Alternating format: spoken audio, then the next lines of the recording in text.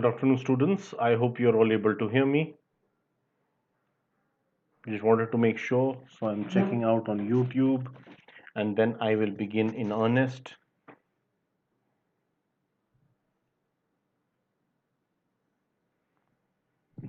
Good afternoon, students. I'm able to hear me, but I just want to make sure further. Good afternoon, students. I'm able to hear me, but I just want to make sure further. Able to hear me? Yes, I think I am able to hear myself.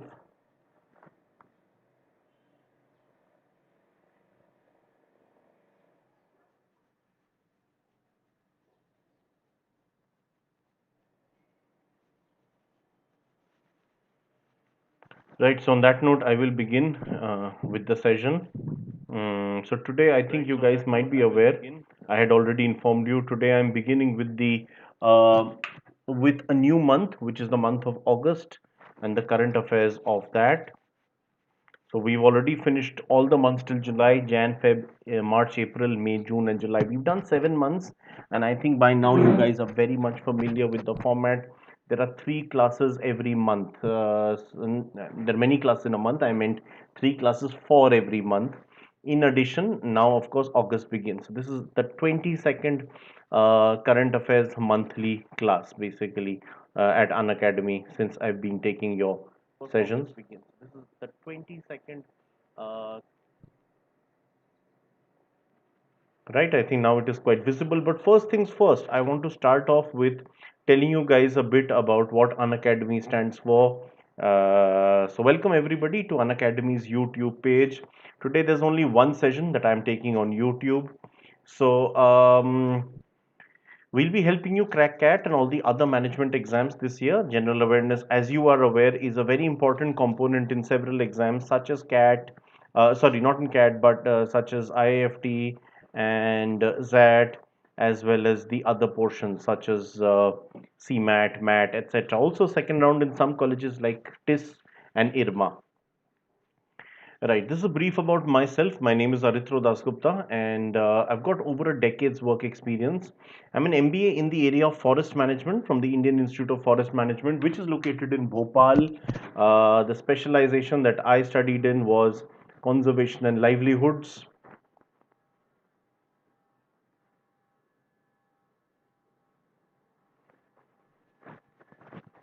Right, I've got over a decade's experience in the areas of teaching, training, strategy, consulting, executive recruitment, and in content writing. It's getting pretty cold in the north here, so I am waiting for the jacket of Unacademy. I think things will get more comfortable then. My experience is predominantly in India, but I've also worked in the Middle East and been published in the US. And of course, rank holders to several national level exams such as CAT, CLAT, and DU-JAT, they have been my students in the last 5.5 years that I have been particularly involved with the coaching segment. What all you will receive as part of Unacademy, let me just quickly explain it to you. First of all, you receive daily live classes. So this is our channel. Let me just show it to you as well. Crack management exams. तो इसको आप click करेंगे तो you will be able to view a number of sessions which are being held at that point. Mm, Apart from this, there are live tests and quizzes, which again is something which are part of the curriculum once you enroll. Uh,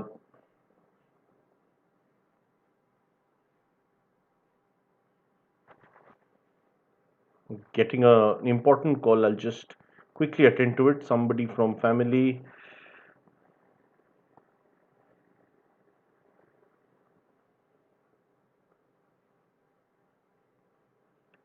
My apologies. Do pardon me, but there was an important call. Suddenly, I didn't pick, but have to respond. That is by message.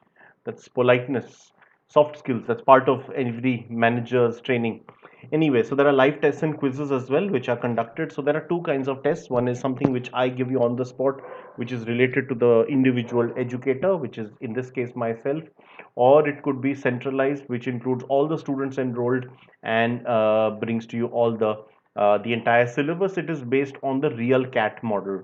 The course content is very well structured from our head office, which is in Bengaluru, of course. And in addition, if you see, whoever enrolls gets unlimited access to classes, to all kinds of sessions. This is a list of some of our top educators. I want you guys to go through this in detail. Look at the names, their qualifications, the experience, also the followers and watch minutes. It is rather impressive. Although it's a slightly older screenshot, but nonetheless, it is of extreme value. So just take a look, please.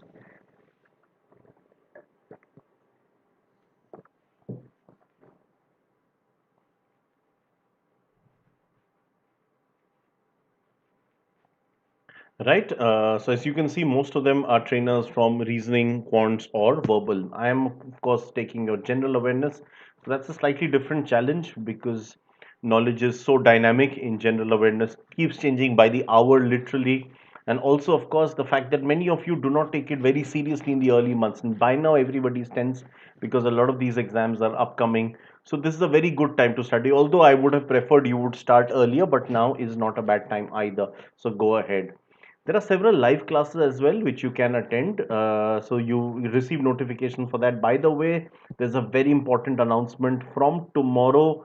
My plus classes begin. I am launching a new course, a five class course worth 10 hours. These are the batches you receive for syllabus completion. So you receive notifications. This is something which can be done either way. Either you go through the entire course content involving several trainers, or you go through only one educator, and that will only take care of one subject. So either of the options are available to you. One of the big advantages at Unacademy, of course, is that the schedule, even if you miss a live class, you can always go through the recordings. You may learn anytime, anywhere. I mean, all you need is your digital devices. And the advantage of my subject is that you can listen to the lectures anytime because it's like a podcast. There are no complex calculations to be made. So just plug in and listen to it at any time. There are complex concepts, no doubt, but no calculations. So it's not that you need a paper and pen to take down a lot of calculations. You do need to take notes, so that can be managed, I guess, a bit more easily. We've also always believed that language should not be a barrier between human beings, whether it is the teacher and the student, or it's between any two human beings. Language should be a bridge, it should be a connector, not something to divide, which is why we are present in 16 different languages. You may interact anytime with your educator to get your doubts cleared. And of course, there are live polls as well. So this polling system works better on unacademy.com. So please do attend my class on unacademy.com. I'll be taking a very similar class to today's next week after Durga Puja on unacademy.com. So वहाँ पे ये polling system is much easier. So that is something I think most of you will truly enjoy. Right, there are live tests and quizzes as well, which I told you about, which actually mimics the real exam, and it takes the whole syllabus under consideration. And in this way, what it does is it also releases a detailed report and analysis. This report and analysis that you will receive, that will basically tell you where exactly you stand versus the rest of the competition, how much you need to improve, and in which topic. That way your preparation can be much more precise. There are also detailed PDFs. Today's class, you will notice there is a detailed PDF, so you can download that for your learning purposes. So best of luck for that. This is probably the most important slide so far, because this slide will help you understand how exactly to prepare. So there are two sides, both sides say the same. They're just emphasizing on different things. This is my code, as you can see on the bottom of the page, AD09. इसको आप इस्तेमाल करेंगे तो आपको सीधा 10% का छूट मिलेगा. So please go ahead, use this whenever you are enrolling, and in the meanwhile go through this. First, you take your time, read this, then I'll discuss something regarding this.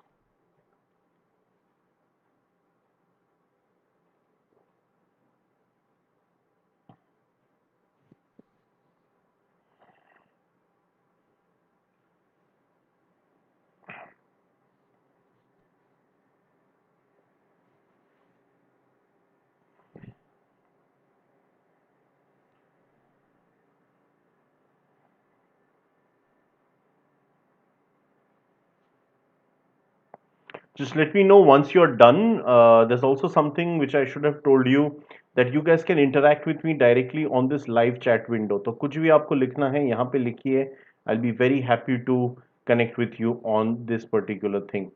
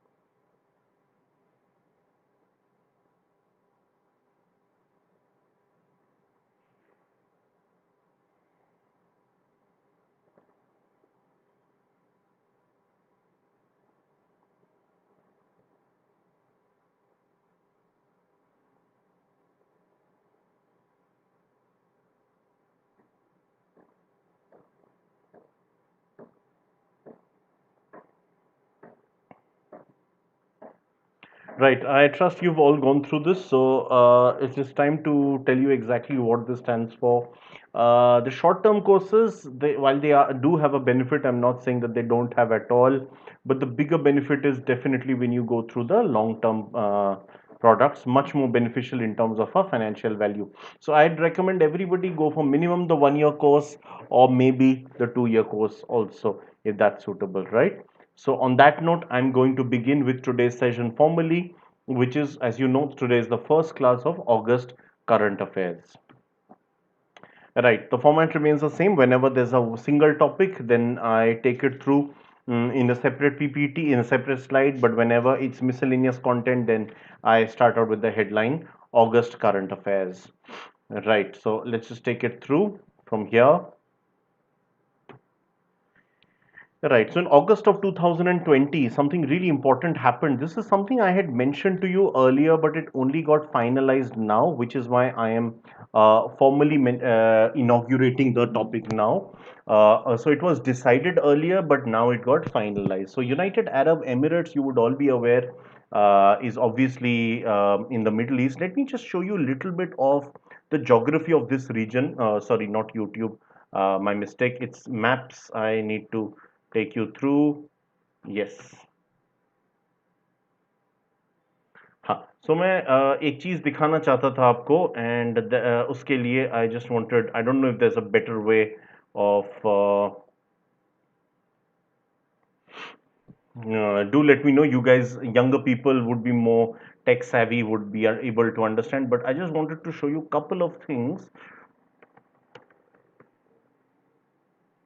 Okay, so basically Abu Dhabi is in the north of the country, Ras Al Khaimah is towards the south, which is why I'm showing it to you this way. United Arab Emirates, as the name suggests, it is a combination of emirates. There are 7 emirates within the UAE.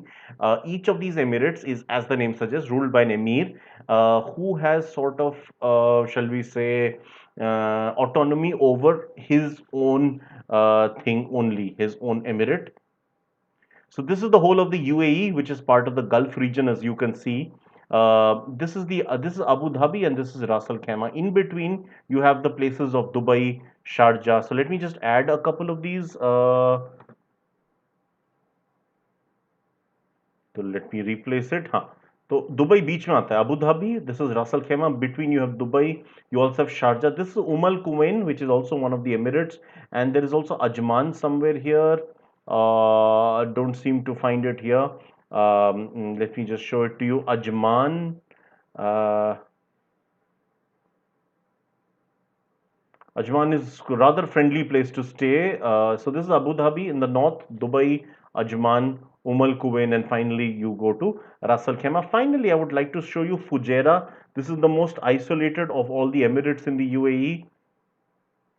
Completely in the only emirate of the UAE that I have not visited. I've been to all the others. So this is pretty much the direction, and if I take it on a longer, bigger map, this is Al Ain, which is part of Abu Dhabi, but it's part of the Abu Dhabi Emirate, but it's completely on the other corner, right, bordering Oman. This is Oman, the country next to it. ठीक है. So this is just to show you that there are these seven emirates. Abu Dhabi is in charge of around 60% of the country in terms of territory, and around 95% of the oil is. Yes, hello Betu, good to have you back here. Let me just write down to you the seven emirates of the UAE. The best known ones: Abu Dhabi, Dubai, Sharjah, Ajman, Fujairah, probably the least known. Al Kuwain, also not that well known. It's pretty near.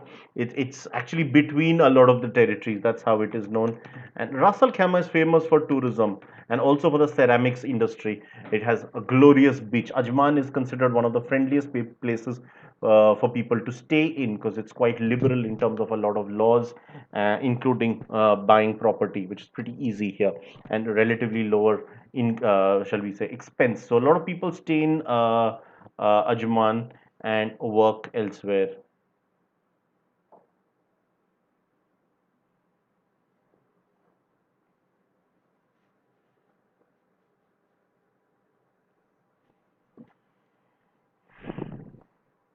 Right. So why I was telling you is just to show you the geography and the polity of this country. Abu Dhabi is sort of above all of these in terms of its political position because of the oil power and because it has the maximum territory. So whoever is the Sheikh of Abu Dhabi tends to get greater leverage over the other six.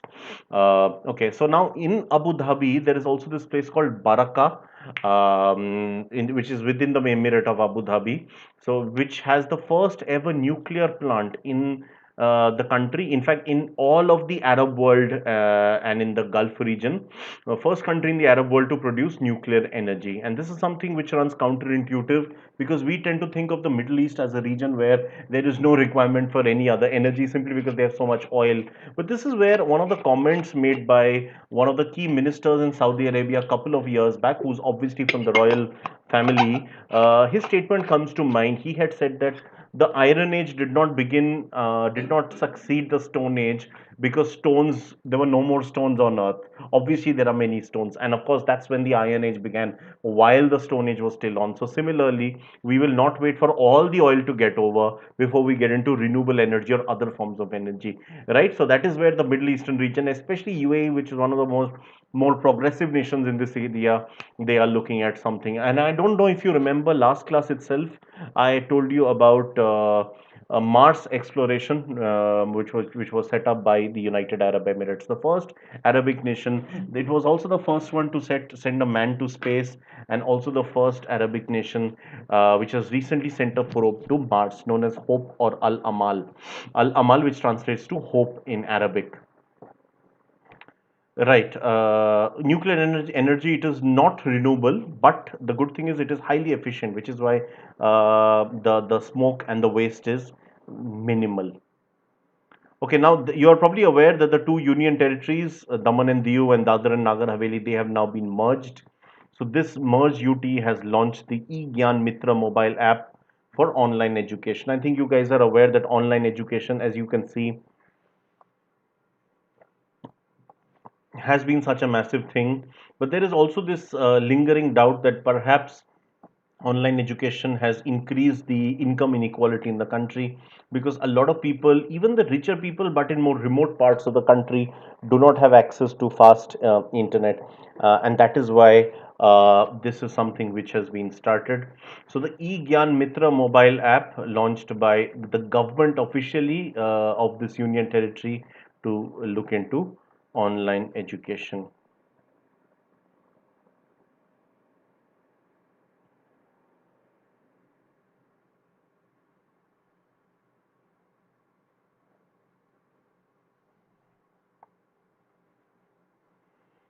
Right. Okay. Now, continuing with some more of the miscellaneous content, the Union Home Minister Shri Amit Shah, he has inaugurated a two-day international webinar on the theme of Bal Gangadhar Tilak. He was lovingly known as Lokmanya Tilak. So Lokmanya, which means somebody that the people loved. So Lokmanya Bal Gangadhar Tilak Swaraj to self-reliant India, because Lokmanya Tilak was the first person to use the term Swaraj India, something which led to Purn Swaraj. So to self-reliant India. He organized by the Indian Council for cultural relations. It was on the 100th death anniversary of the great freedom fighter. He passed away in the year 1920, which is why this year. So exactly, he was among the three extremists. They were earlier known as extremists. Now they are known as assertives. That includes Lala Lajpat Rai, Bal Gangadhar Tilak, and Bipin Chandra Pal. They were opposed to the moderates who wanted more of the home rule movement. After Mahatma Gandhi emerged as the premier leader in India for the freedom movement, that's when the entire Congress party gravitated towards one particular this thing, and that's when everybody had a common agenda. But before that, there were deep divisions between the two groups. Okay, the Ministry of Tribal Affairs, which is headed by Sri Arjun Munda, who's an BJP MP from Jharkhand, this ministry has been awarded the Scotch Gold Award recently. Scotch is a private body but highly respected. So whichever ministry receives this means that they have done significantly a very good job. Sri Arjun Munda himself from a tribal background. He is in fact a former chief minister of Jharkhand, a state which has generally, by and large, except I think one, has had tribal chief ministers. I know the previous one, Sri Raghuvar Das, was not tribal, but the general consensus has seen tribal leaders emerge as chief ministers in the state of Jharkhand. I can see somebody has joined this class, so welcome whoever that is. Do write down something so that I know who this is. Is it Betu who's come back? Do let me know if it's Betu. Anyway, moving on. Continuing with August current affairs, India and Israel are conducting trials. So Israel is a country with which India is doing a lot of work when it comes to COVID tests. We are actually developing tests which can actually be conducted within 30 seconds. A lot of the validity is not well known as yet, which is why we've only said they're conducting trials. But the idea is that eventually the two countries should come towards a common this thing. And in fact, the person who's leading this operation is the ambassador himself. He's Israel's chief emissary or ambassador to India. His name is Mr. Ron Malka, heading the operations. So, four different kinds of technologies that have the potential to detect COVID-19 in about 30 seconds, including a breath analyzer and even a voice test. That's amazing. Voice se agar pata chal sake, that's really good. So, one of the tests which is being followed is RAT, which is the rapid antigen test, which is being used a lot, although it is also much maligned by the High Court, which wants only the RT-PCR tests to take place, which does not really heed the rat as a good enough method.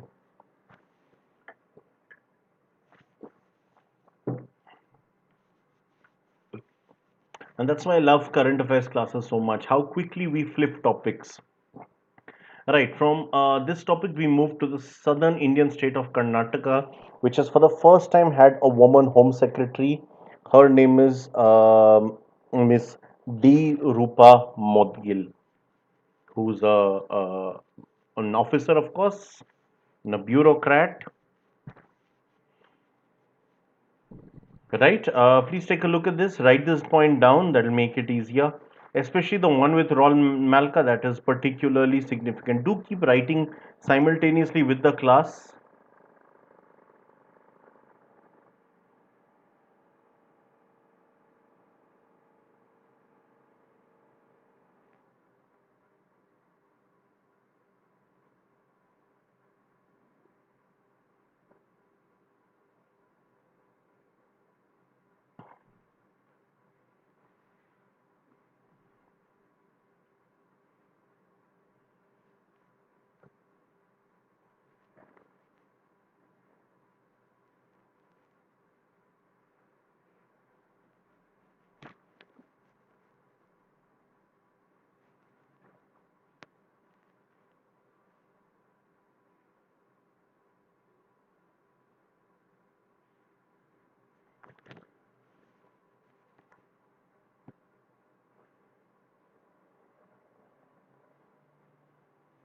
Right? I think everybody's gone through this, so I'll move on to the next one.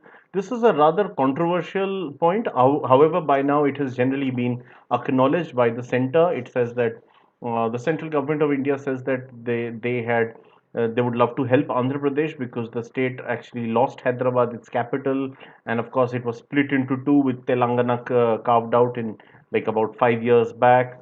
However, the final decision on what is the capital or capitals will be the decision of Andhra Pradesh. There are a couple of states in India which already have two capitals or at least two houses of the government, like Maharashtra. Nagpur serves as the winter, destination for the winter assembly session. Besides, obviously, Mumbai, which is the main capital. Himachal Pradesh similarly moves to Dharamshala during the winters. Now in Uttarakhand as well, a new city they've started the winter session in, and then there obviously there is the famous case of Jammu and Kashmir with Jammu and Kashmir, two capitals, Jammu being the winter capital because it freezes in Srinagar. Andhra Pradesh is going to set a new trend. We're having three capitals, one for legislature, one for executive, and one for the judiciary. The idea is that in this way, a number of cities will develop. And this is a model which South Africa also came up with. South Africa has three capitals, which is Johannesburg, Cape Town, and Pretoria. So these are the three capitals which have been, I'm using the word proposed because they've not yet been built, although it is more or less final. The decision is more or less final. Amravati was supposed to be initially the capital, and I think now it will be just the judicial capital because the High Court is already running here. So I don't think the judiciary will be disturbed in any way.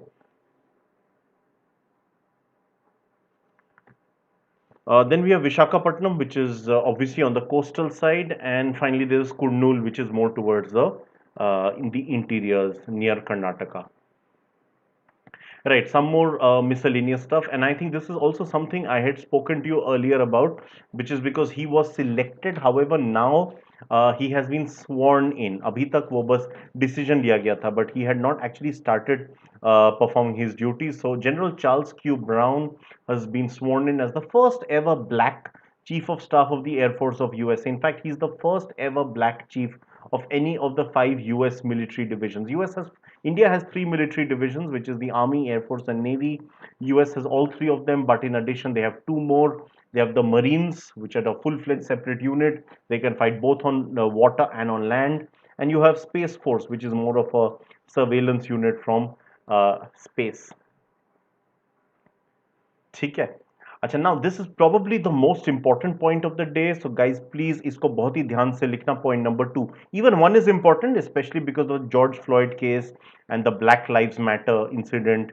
I think you are all aware of Black Lives Matter, the hashtag. So in the second one, this is for you guys since you are looking business students. Aditya Puri was one of the legendary bankers of India. Now he has served I think about 2 decades as the chief, so he's now stepping down this October itself, and he is going to be replaced by Sri Shashidhar Jagdishan, who will be the managing director and CEO for 3 years from the date of taking charge. So he'll be taking charge sometime this month, and from this month he will be. When I'm saying this month, I mean the month we are in right now, not the month we are studying, because obviously we have to study previous months. Pehle. Yeah. So basically that's the thing. It's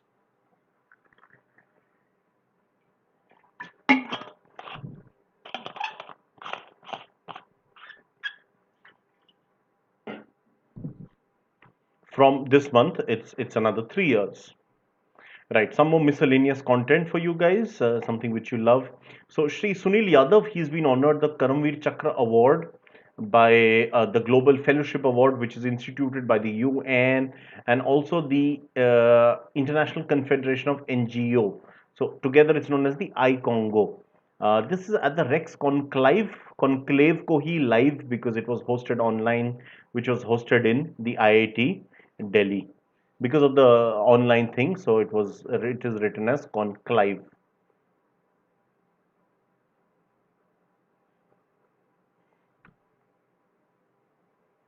Okay, now the state of Haryana, in order that all the government schemes are well complied with, has launched this new scheme which is known as Parivar Pehchan Patra. So the idea is that after this, any of the schemes so that schemes are not misutilized, and it has often been noticed in the past that one person, due to some scams, has been able to use one card or multiple cards to benefit the same family. This is something which takes place across different states of the country. Sadly, I guess in other parts of the world as well. So उसको रोकने के लिए हर एक परिवार को जो eligible है schemes के लिए, usually it is the poorer people who are eligible, and so उनको ये परिवार पहचान पत्र दिया जाएगा, जिससे कि वो central and state government schemes का की सुविधा ले पाए. And this was launched personally by the Chief Minister of Haryana, Shri Manohar Lal Khattar, from the BJP. He is on his second term as Chief Minister. This, of course, is a coalition government in alliance with the JJP.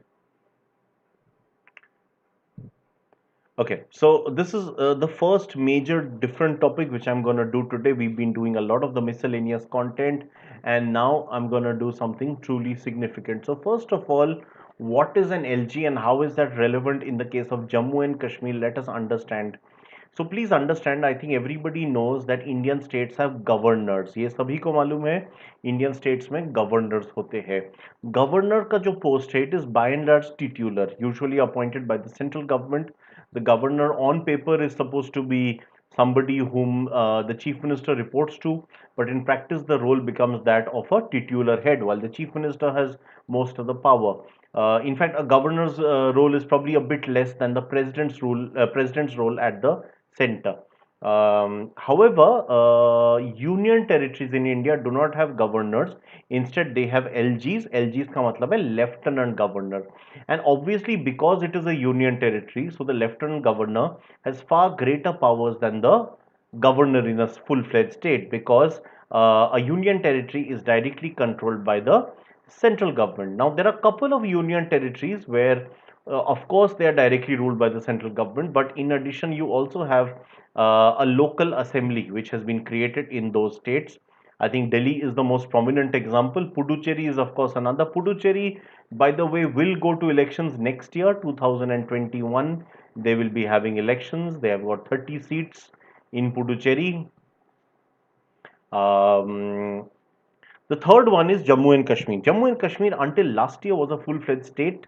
Then on August the 5th, Article 370 was abrogated. Jammu and Kashmir lost its special status. It was also divided into two territories.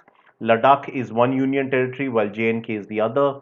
Ladakh will not have a state assembly. It will only be directly ruled by the center with an LG in charge, while Jammu and Kashmir will be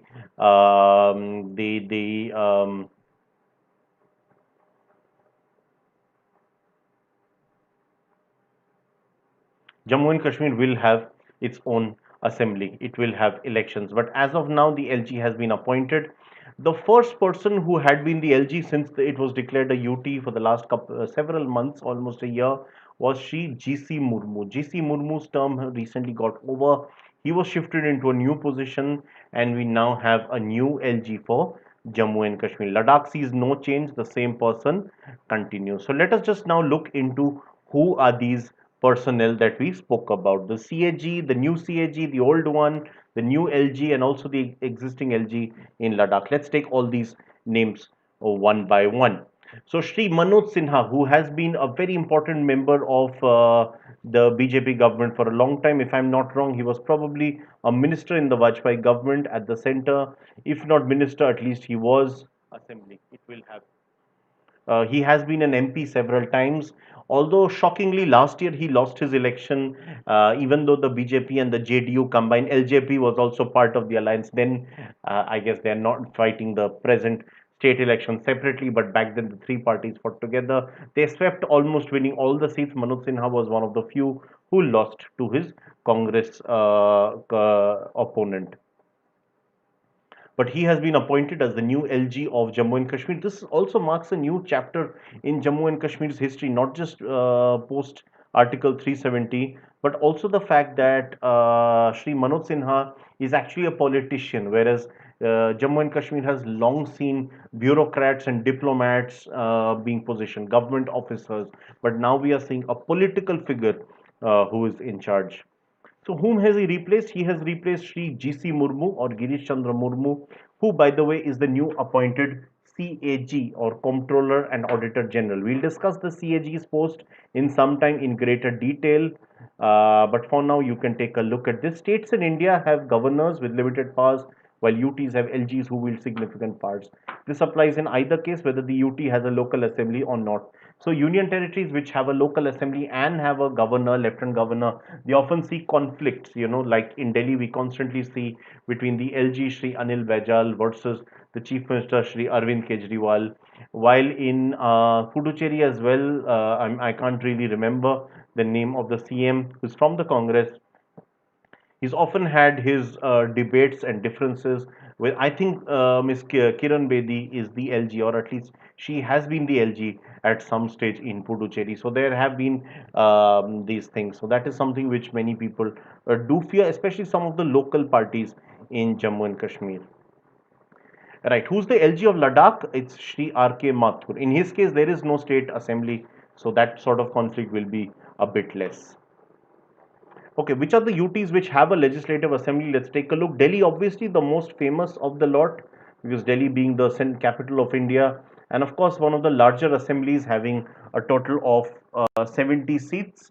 Of course, Delhi had its election earlier this year in February, which was won by a big margin by the Aam Aadmi Party, winning 62 out of 70 seats, actually repeating its phenomenal performance of last time, where they won 67 seats. Puducherry, I told you next year they have elections. The Congress won the election in 2016 in alliance with the DMK. Although, unlike in Tamil Nadu, where the DMK is the senior partner, in Puducherry it is the Congress which is the senior partner. Puducherry has four divisions. Puducherry itself and Karaikal both are within the geographical boundaries of Tamil Nadu. There's Yanam, which is in the southern geography of Andhra, and Mahe, which is surrounded by Kerala on most sides. Um, Okay, and then there's also Jammu and Kashmir, which I've been speaking to you for a while now.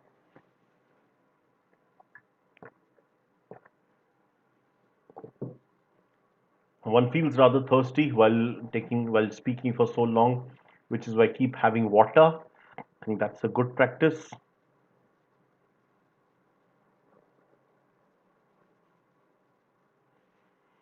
Right, let's take a look at some of the UTs which do not have a legislative assembly, and that actually includes two of them which recently got merged last year itself. So let's take a look which all are these. One is Ladakh, I've told you about it. Chandigarh, the joint capital of Haryana and Punjab. Andaman and Nicobar Islands in the Bay of Bengal. Lakshadweep in the Arabian Sea near Kerala. Um, Kiran Kher, of course, she's the MP of Chandigarh, famous actress, also the wife of Mr. Anupam Kher. Lakshadweep for the last two terms has seen NCP in power in the MP election. Daman and Diu, Dadra and Nagar Haveli, both are around Gujarat and Maharashtra in West India, both former Portuguese colonies, and they have now been merged together. Right, now I want to discuss with you guys about this post called the CAG. And I think to some extent we have discussed this post earlier. Okay, and then there's also Jammu and Kashmir. Especially because we were discussing these topics in one of the newspaper sessions. I clearly remember we had discussed something like this during the newspaper sessions. Okay, so this is the full form. Please take a look. Comptroller, Unaudited General. In fact, the CAG is the highest auditor in the country. Right? Auditor, I hope you guys know what is audit. I'll give you 30 seconds or I'll give you a minute. Please write down what exactly is audit. I'm not asking for an auditor. Just tell me what is audit. Maybe students who've studied commerce would know this better. I mean, they ought to know. The others could also answer. Even if you're not watching live, whenever you are, please put down these notes and see if you can answer all of this.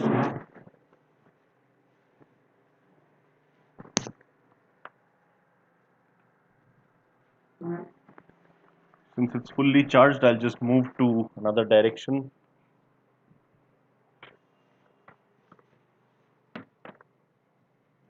Just write it down on the YouTube chat window. I'm awaiting your answer. What exactly is is audit. Auditor नहीं पूछ रहा, audit पूछ रहा हूँ, please बताइए। बेटू, if you're there, please write it down.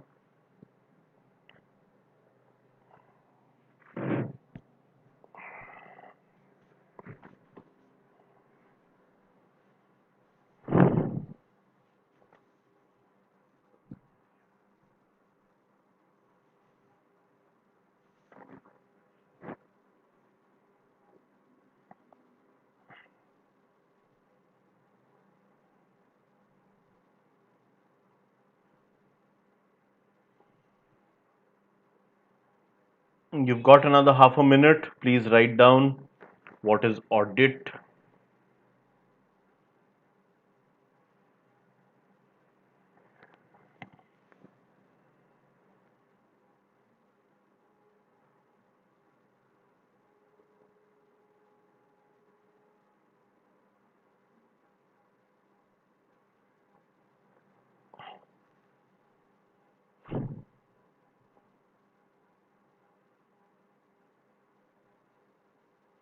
Last 10 seconds. I'll check after that.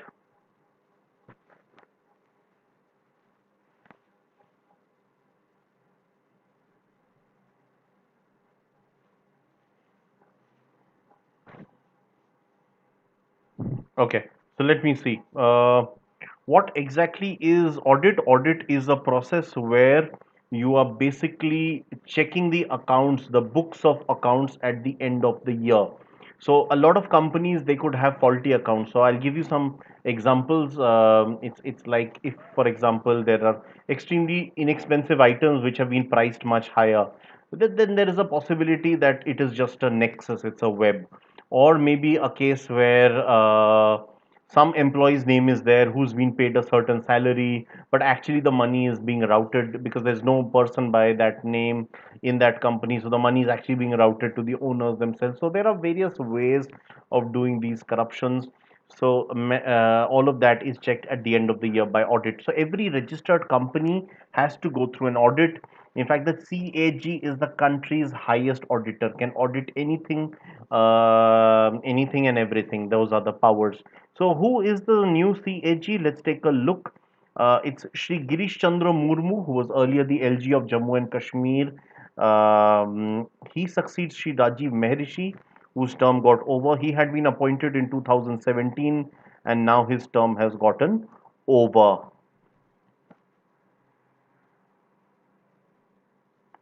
Right, let's take a look at some more miscellaneous content. Our last couple of slides were specific, but now we are coming back to the miscellaneous content. So, India's first Kisan Special Parcel Train, or Kisan Rail, started in August 2020.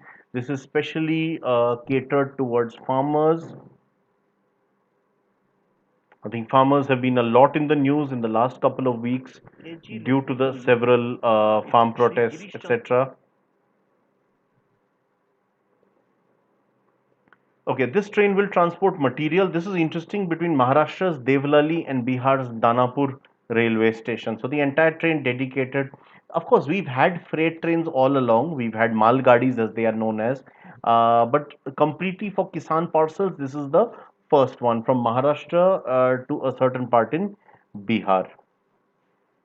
Okay, now Microsoft is testing hydrogen fuel cells. So hydrogen, you must understand, is the most abundant element. I don't think on the planet, but yes, on the universe. I think इसमें थोड़ी सी गलती है. मैं इसको correct कर लेता हूँ. जब आप गलती देखते हो, उसी टाइम करेक्शन कर लेना सही है. मैं तो यही मानता हूँ. आप बताइए.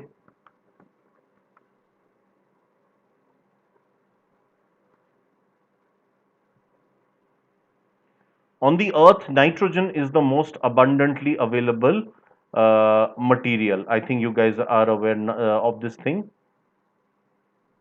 ठीक है.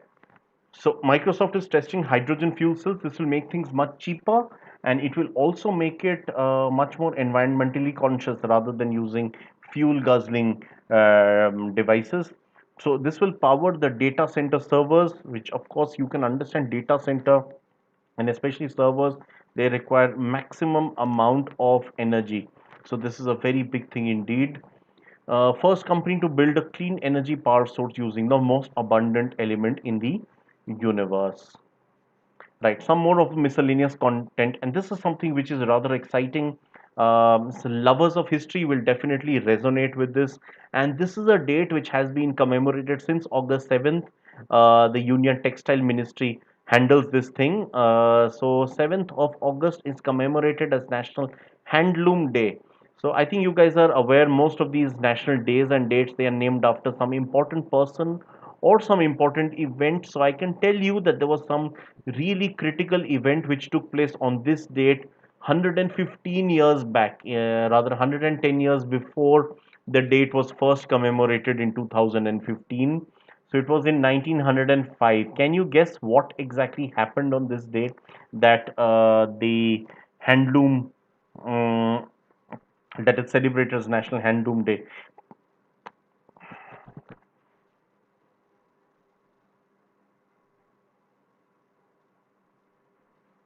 Let me also tell you that cotton is not just any cloth in India. There's a lot of emotional aspect. You know, cotton is associated with the freedom movement. So that is something, say, the likes of silk or the synthetics or shall we say, even wool. All of these have a lot of history and sale in India, but none of them have that sort of a relation as cotton does. So that also has its impact in the cotton industry, sometimes good, sometimes bad, because a lot of the manufacturers, they want greater freedom. They don't want that tag of the freedom movement, which actually inhibits their production. That is what some people do say.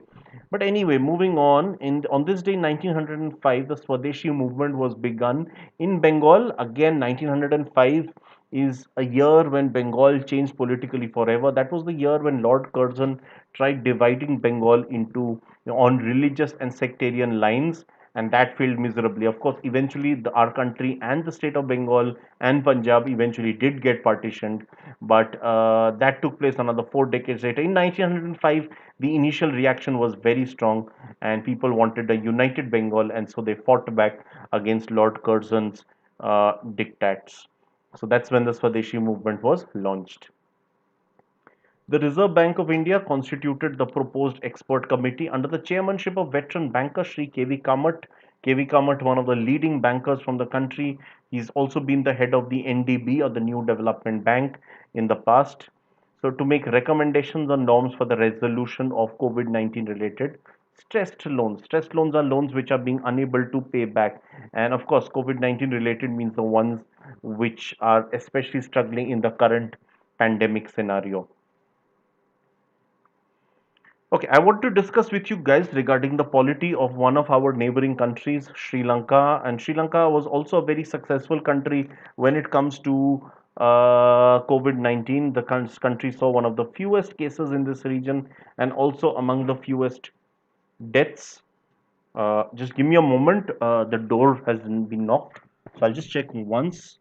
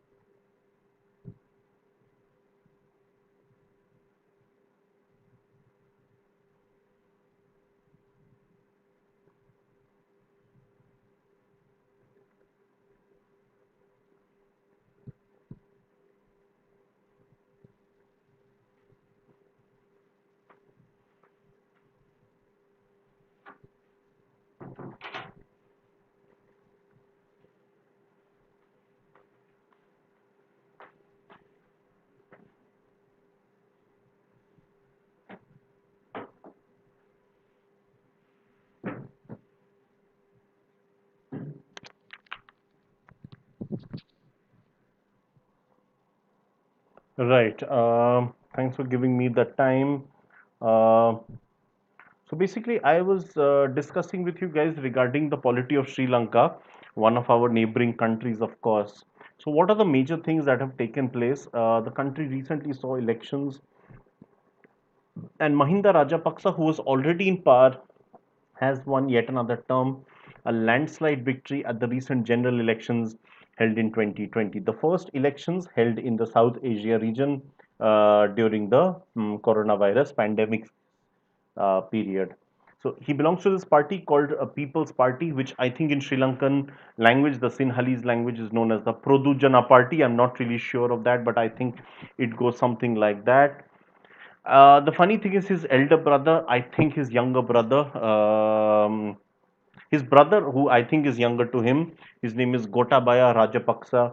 He's also in power. He's the president. So, two brothers, one is the president, the other is the prime minister. That is something which is pretty interesting. Now, why is Sri Lanka so important? Of course, it's a neighboring country of ours, and with deep trading ties.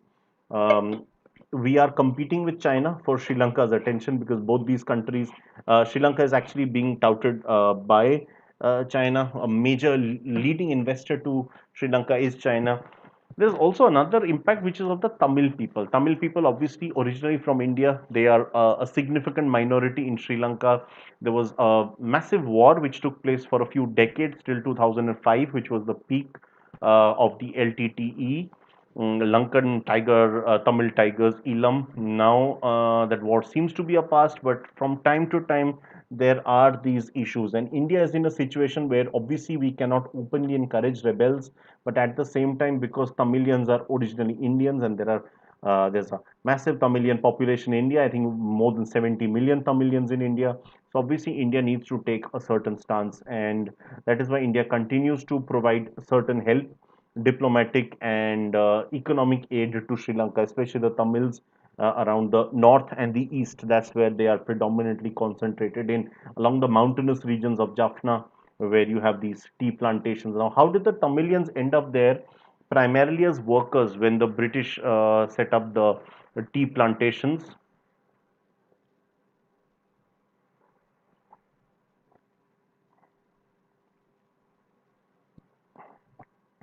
So there is in fact a party called TNA, which stands for the Tamil National Alliance, and that is something which has been one of the major power brokers in the country.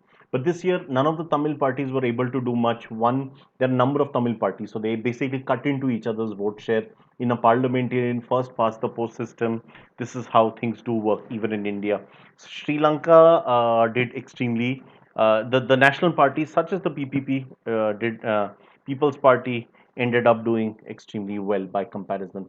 It's a parliamentarian form of democracy that Sri Lanka employs, very similar to India, Pakistan, Bangladesh, and most of the Commonwealth members, the ones which are former British colonies. Right. So I want to discuss about one of the key regulatory bodies in India, SEBI, just like the IRDAI and the RBI. It's a financial regulator. So obviously based in Mumbai, this is the full form. I think we had discussed the three of them together some time back when we were discussing the committee headed by Shri Injeti Srinivas.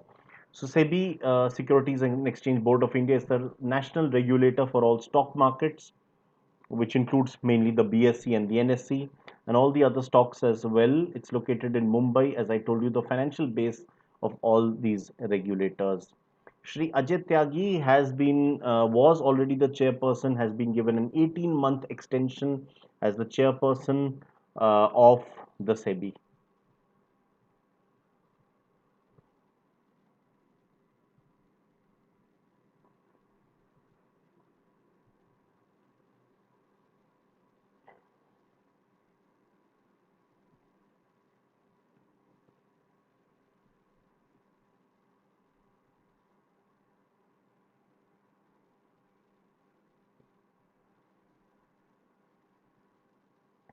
Right. Let's discuss about TikTok, which I think you are all aware is, was a very powerful Chinese app. Now, of course, no longer in India.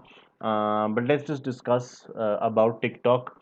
I used to find it rather irritating and annoying when I would watch people all over, young people from different classes, they would all, put in, watch TikTok the whole day, कान में कुछ लगा के, अपना earphone लगा के, doing nothing productive. So I have been massively irritated with TikTok the last couple of years. But of course, that is my personal view. I can understand there are many people who love it, and there are many people who've actually used it for their business purposes. Just like other social media tools like Facebook and Instagram, WhatsApp, LinkedIn, which is of course professional. This has been used in a certain way as well. Now that TikTok is not there anymore in India, there are other apps which are stepping in. One is the American app Dub Smash, which actually was there a couple of years back. It did pretty well, then sort of faded away from the market, but now making a massive comeback. There's also an Indian app called Chingari, which I think is pretty similar to TikTok and doing pretty well in that sense.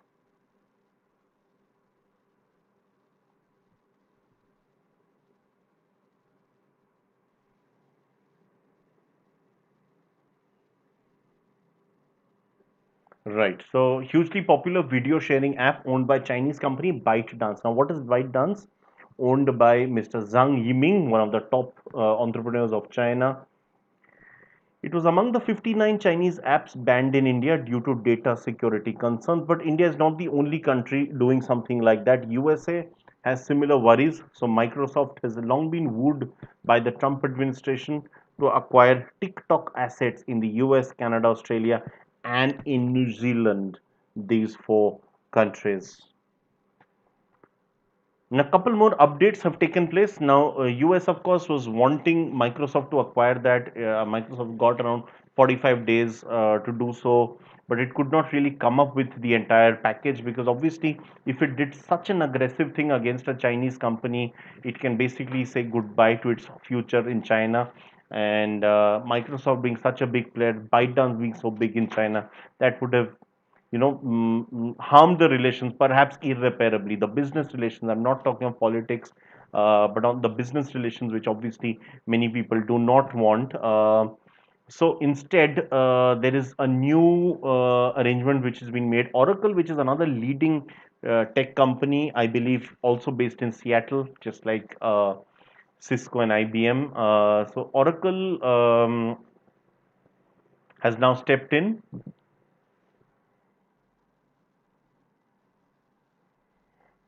And but their stance is less aggressive, so they will be partners to TikTok for North America operations. So partners here means they will be working together rather than acquiring or forcibly acquiring. This is a much less aggressive move.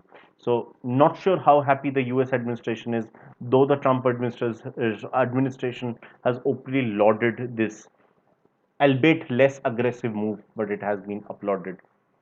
So it'll ensure greater data security because obviously if it's an American company, the data will remain within America itself. So later TikTok Lite also banned in India among fresh set of 47 apps further discontinued. Initially 59 apps were banned, then another 47 got banned.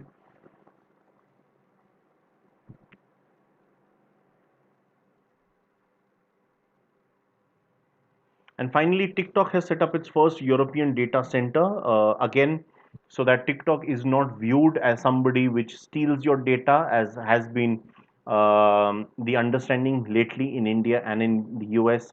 In Europe, at least, there is an attempt to improve its reputation, to repair its reputation. So that's why the capital city of Ireland, Dublin, sees a European data center. So all the data of Europe will remain in Dublin itself and will not be stolen by China, as is the fear. Now, we had discussed a bit earlier on the SIH, which is obviously the Smart India Hackathon.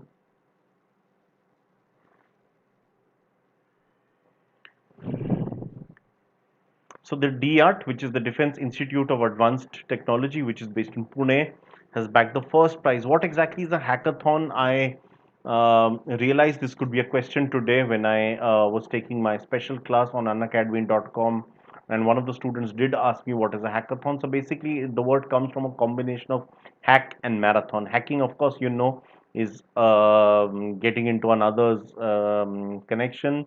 It is usually has negative connotations, but however, there is also ethical hacking. In fact, the majority of hackers are probably doing it for some positive purpose. So hackathon is when it's a whole day long hacking competition or contest between the participants. So this is the largest hackathon in the world, virtual hackathon, and DART has won the first prize.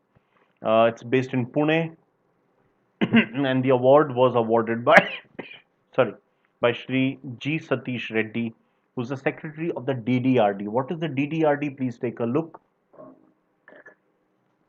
Not the DRDO, although it sounds similar. Is a Department of Defense Research and Development, which is part of the Ministry of Defense. Right. Just a couple more slides, not to worry. I think just another 7, 8 slides to go, including the thank you slide. So, really not too difficult for you guys, I'm sure. We finished more than an hour of the class.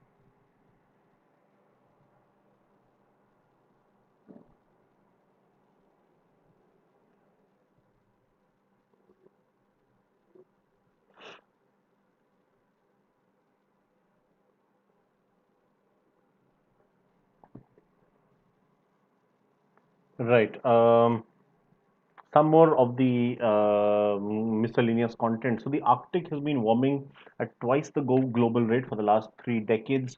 This process is known as Arctic amplification. In fact, it's known as polar amplification if both poles are equally affected. Right now, fortunately for the planet, only one of the poles is more deeply affected. Not a good thing at all, but it's better that at least one of them is less affected. The CAIT, meanwhile, has protested against a Chinese company, Vivo, being continued as the title sponsors of the IPL by the BCCI. BCCI, of course, the Board of Control for Cricket in India, the regulatory bodies. IPL is the Indian Premier League. As you all know, Unacademy, one of the title sponsors in it. The Unacademy cracking sixes every day. I think you guys watch. Right, so Vivo won a fresh contract in 2018, which was to be a 5-year contract worth around 440 crore rupees a year. Uh, CIT stands for Confederation of All India Traders. Now, looking into this entire fiasco of the IPL sponsorship, the IPL initially decided to continue with the CAIT, oh sorry, with with Vivo, but later there was a lot of pressure that was exerted due to the obvious reasons, as you might as well understand. So then what happened is the BCCI has suspended the title sponsorship with the company Vivo for the upcoming edition of the IPL. The agreement was till 2023, but now we have new dream title sponsors, which is Dream 11. Although Dream 11 is paying only half the amount which Vivo had. Dream 11, of course, is into this fantasy cricket. Unacademy is also among the key associate sponsors. It's a very important event. Fortunately, it has not been that important. Why am I saying that? Fortunately, is because it has not been able to destroy as much of the wildlife as it was initially feared. because oil spills in the ocean can, of course, lead to devastating impacts on the natural environment and also on the company that ends up doing it. So there's actually a deep study done on how why there are so many oil spills, and apparently owning ships is rather easy from a country called Panama. So a lot of the ships are originally from Panama, and so it ends up a situation where in all these disasters nobody ends up paying except the country that has itself suffered. So this is a rather weird scenario which you guys can probably look into. So Mauritius is the country which is on the Indian Ocean, which declared a state of environmental emergency. Mauritius is a country we were discussing yesterday itself about as being a country with a large Indian origin population, and being one of the major shippers of foreign direct investment to India till a couple of years back. So Mauritius has declared a state of emergency, environmental emergency, after a Japanese-owned ship that ran aground offshore days ago began spilling tons of fuel. What is the name of that Japanese ship? It's MV Wakashio, which is the Japanese ship. India and France are two of the leading navies that have sent reinforcements, part of an international team to recover the situation, to basically clean up the oil sludge.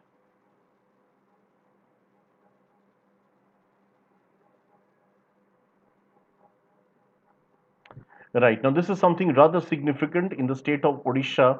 Odisha, as you guys are probably aware, on the eastern side of India, next to the Bay of Bengal, Odisha has long been one of the most vulnerable states in India when it comes to the environment, because the state suffers from droughts, from floods, but also from cyclones, because it's right next to the Bay of Bengal, and one of the particular low pressure areas which tends to be affected worst by the cyclones. Neighboring West Bengal and Andhra Pradesh, also Tamil Nadu, which is on roughly the same coastline, they all suffer, but none suffer as much as badly as Odisha does. So, looking into the situation, there are two coastal villages in Odisha which have been declared tsunami ready. It's the first in India as well as the first in the Indian Ocean region. Which are these two villages? Let's take a look. One is in the Ganjam district, known as Venkat Raipur, while the other is Nolia Sahi, which is in the Jagat Singhpur district. So, Ganjam and Jagat Singhpur, the two eastern coastal districts which are receiving this thing. Nolia Sahi, which is ठीक है. Okay, now who has declared them to be tsunami free? It's been awarded by the IOC, which stands for the Intergovernmental Oceanographic Commission, which is part of UNESCO. Okay, so it's a UNESCO group organization called the IOC, which has declared the same. Sri Naveen Patnaik, of course, is the Chief Minister of Odisha, has been in charge since the year 2000. Right, for 9 years, the BJD, which is his party, was in an alliance with the BJP, but since 2009, they have been winning on their own in the state. BJP has now emerged as the principal opposition in Odisha.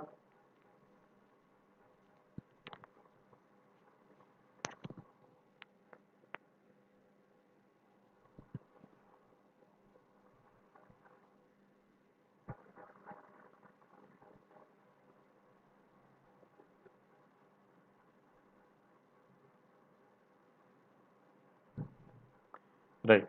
The NHAI, which is the National Highway Authority of India, as you can see the full form, under the Ministry of Road Transport and Highways, which is headed by Shri Nitin Gadkari, signed an MOU, which is a Memorandum of Understanding with the IIT Delhi to set up a COE, or a Center of Excellence for use of artificial intelligence in data-driven decision making and advanced data management system for highways. So basically, there will be an entire panel of grids which will be connected through a series of chips, and that will basically record a lot of traffic related data that will all be processed together using AI, and all of this will be done by the IIT for the Ministry of Road Transport and Highways to understand what exactly are the kind of interventions which are now needed.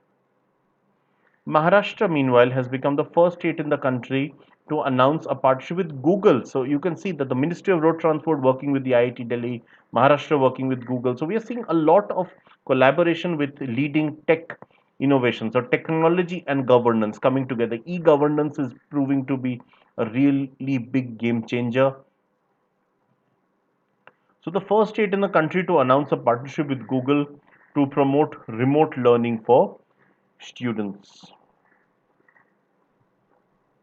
Right, remote learning, you can understand learning from a distance. This is something which has been proved to be quite difficult for a lot of people, especially the poorer people in the remote areas. So that is where Google will help out. Google has also pledged, and I think I told this to you as well, that how Google has historically been known for all India westernized stuff. So now they are trying to develop India centric business, India centric offerings which will help out the company rather than only sticking by the, sorry, my mistake, I did beginning.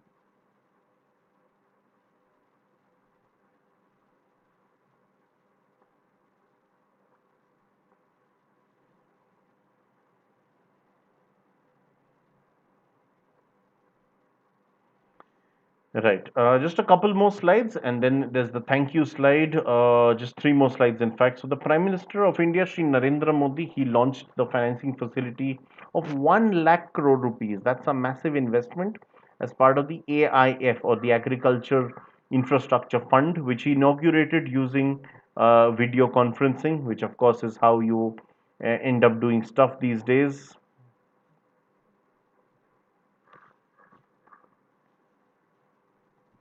He also inaugurated, now this is really, really significant, guys. Please note this down. The second point, especially, first one also very important, but we've done something similar, like in the sense that we've discussed Atmanirbhar and other packages as part of the agricultural reforms and the lockdown, etc. So that's fine, but this is something which is truly unprecedented. So, undersea optical fiber project for the first time, which will link Andaman and Nicobar Islands with the Kani project. So I think we shouldn't wait. We should all travel to Andaman and Nicobar Islands and work as digital nomads. We'll just sit there next to the beach, and I'll take the classes. I'll show you the beach. Side karke. That there's this turtle, and there's the ocean, and here is general awareness. I think that would be rather fun. I think because now we'll get high speed internet in Andaman and Nicobar Island, so we don't need to wait for Bali in Indonesia, famous for this digital nomads. But I think now Andaman and Nicobar Islands can also so undersea reach those levels. So what exactly is the Kani project? It is Chennai, Andaman and Nicobar Islands. So Chennai से अंडमान पहुंच रहा है. Right, the second last slide of the this class, August current affairs.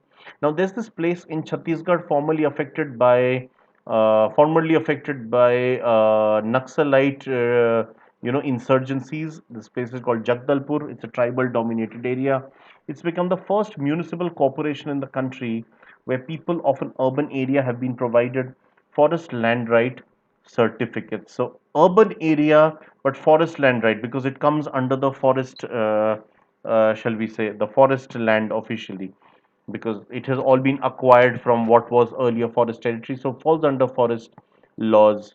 So it is done under a certain act, which is the Scheduled Tribes and Other Traditional Forest Dwellers Recognition of Forest Acts Rights Act 2006. So this 2006 act is quite significant in several ways, which I would like to explain to you why. So please understand this thing. In Chhattisgarh, formerly affected.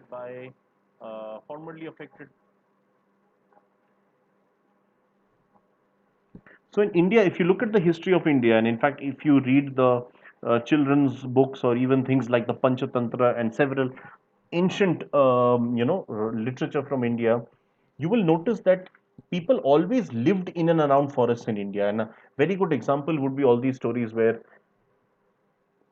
say, a king would suddenly leave his territory, he would go for penance, would go to the forest, and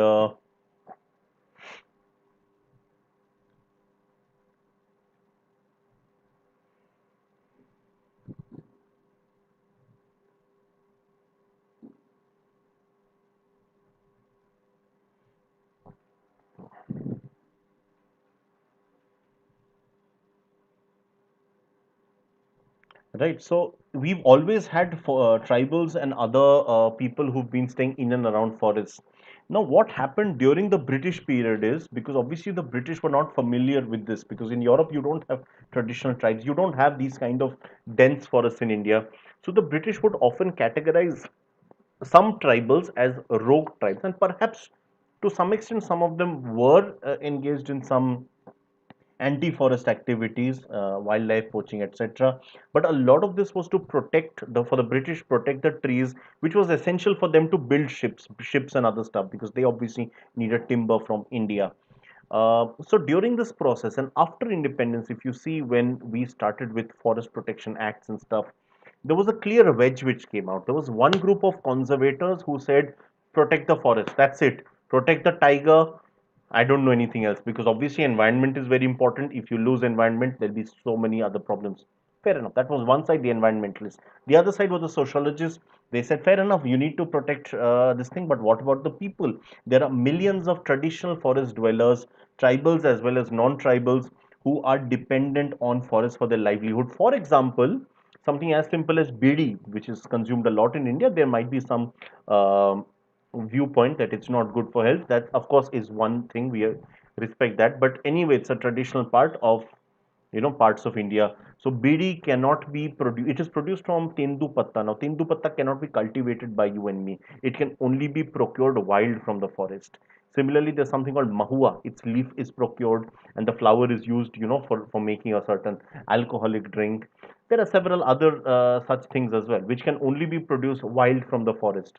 By the way, vanilla, the original vanilla can only be produced wild from the forests of South America. It cannot be produced. We human beings have not yet learned how to produce it. The vanilla that you and I take during our sasta vanilla ice cream, or that white colored sweet thing, that is actually vanillin, which is a derived chemical which has very low proportion of the real vanilla. Um, so this is just something off the beat. Right? So we had this wedge, the conservationists or environmentalists versus the sociologists. So all of this thing came up. Initially, we followed the African model. Now, Africa is much less densely populated than India. The Africa, when they were able to follow this. Also, Africa has less businesses. They were highly dependent on forests for tourism. And also those are smaller countries. South Africa, Kenya, Tanzania, they're smaller countries. So through tourism, forest tourism, they earned a lot of foreign exchange, which was enough to sustain a lot of their other industries and budgets as well. For our case, tourism forms a relatively small part. Okay, so what we did was 2006, we finally came up with this understanding that yes, forests have to be preserved, but not at the cost of the people. The people also need to be given certain rights to take up their traditional arts and crafts, because a lot of these tribals, by the way, over hundreds of years they've been doing this thing. So if they now stop living in and around the forest, they actually lose their entire livelihood. They basically end up being daily wage workers in fields owned by non-tribals. There's also a caste angle often involved, which again I don't wish to get into, but I think you understand. So these people face massive hardships due to no loss of their own. They were not the people who destroyed the forest. They did not ask you to build uh, trains which would, wagons which would require a lot of trees to be cut. So we are punishing the wrong people. That is why this was set up. Scotland, meanwhile, which is of course part of the United Kingdom, has become the first major territory in the world where schools will teach LGBT plus history as part of the curriculum by 2021. Plus, because it might also include a few other things. LGBT, of course, stands for lesbian, gay, bisexual, transsexual, or transgender. This community has historically been underrepresented in history. When we study history, we hardly study about, I mean, think of what was the last gay or lesbian character that you read in your history book, or for that matter, any subject. Till we do not read about these things, till we ignoring them and think of them as the other, they will keep getting criminalized and discriminated, which is why Scotland has taken this highly inclusive decision to include LGBT history as part of the school going curriculum. It will be a compulsory part of the curriculum.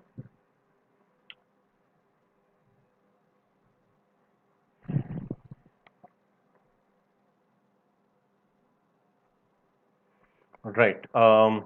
Now, moving on to this country of Lebanon, Lebanon recently saw a massive blast which led to a public outrage in the country. So, Mr. Hassan Diab, who had been appointed as the Prime Minister of Lebanon, has resigned from his post. Lebanon has this system where each of the major positions in the government is filled by sectarian norms. So, the president will always be a Maronite Christian. I think I've explained this to you earlier. I'll explain this further when we have a class on unacademy.com because there are a lot more participants. So it'll reach a wider audience. The president is always a Maronite Christian. The prime minister is always a Sunni Muslim, while the speaker of the assembly is always a Shia Muslim. They also have a fourth community, which is the Druze, Druze, which is a local community, which takes elements from several religions. They are around 6 to 7% of the population. Muslims are the majority at around 55%, but that is divided between the Sunnis and Shias. Christians used to be the largest single group, but now their percentage has gone down. Okay, so Maldives and India have signed a contract for development of 5 ecotourism zones in Adu Atoll. Atoll is basically a small group of islands. Atolls are islands where there's water in between. So it's an island which is surrounded by water on all four sides, but within that island there's another set of water which connects it to the ocean. So it's rather spectacular to watch. So yeah, 5 ecotourism zones will be set up on this Adu Atoll. This is which is part of the island nation.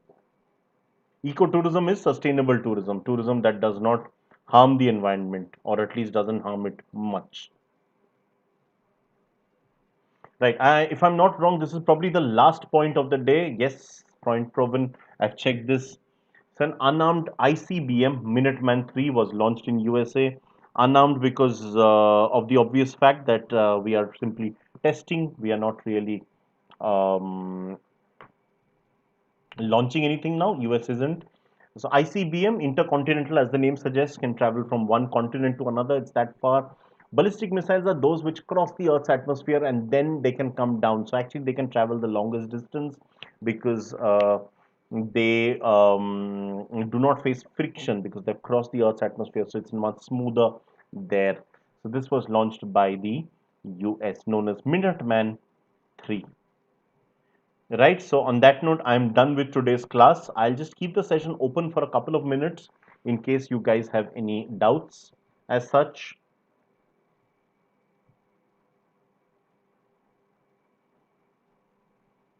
Right, this is my code AD09. Please use it whenever you wish to enroll for the sessions and do like, share, and subscribe to the sessions. You know the drill by now. What all you need to do, do promote the word among others as well so that more students get the benefit of general awareness sessions. It's now becoming increasingly important now with the exams coming up.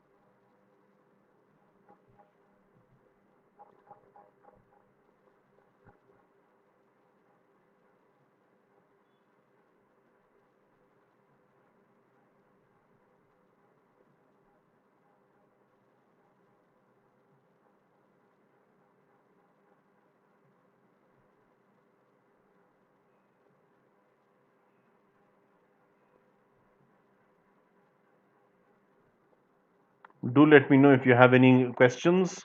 So if none, then I will proceed ahead and we'll wrap up the session.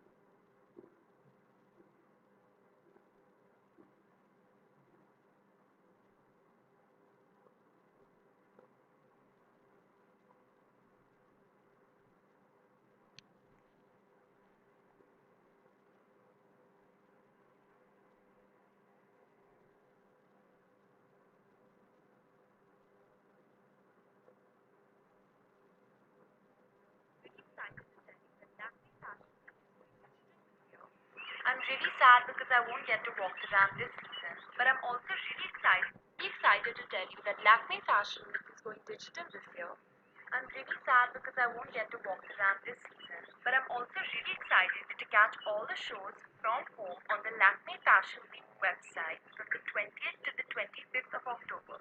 So grab your virtual front row now.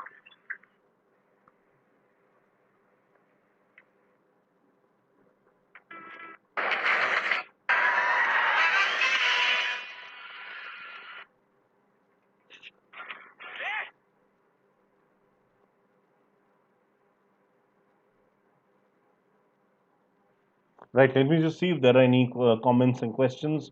I guess there aren't many, so I think on that note, we can wrap up the session now. Do not face friction because they've crossed the earth. Proceed ahead and we'll wrap up the session. Right. So, thank you so much, guys. Wonderful interacting with you all.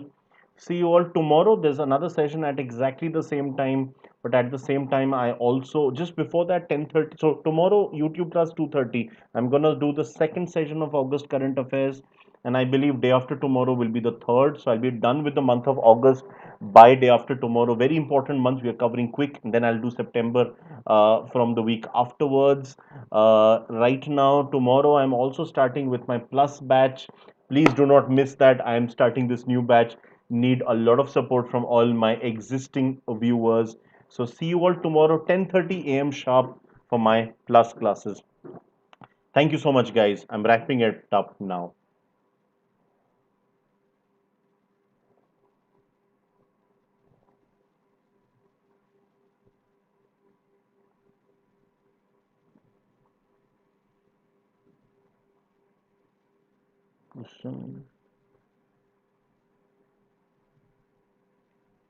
So we have 958 subscribers now to our channel. Please make it 1000 as soon as possible. By the Shara, I do hope the number crosses 4 digits. Right? See you all by then. Thank you.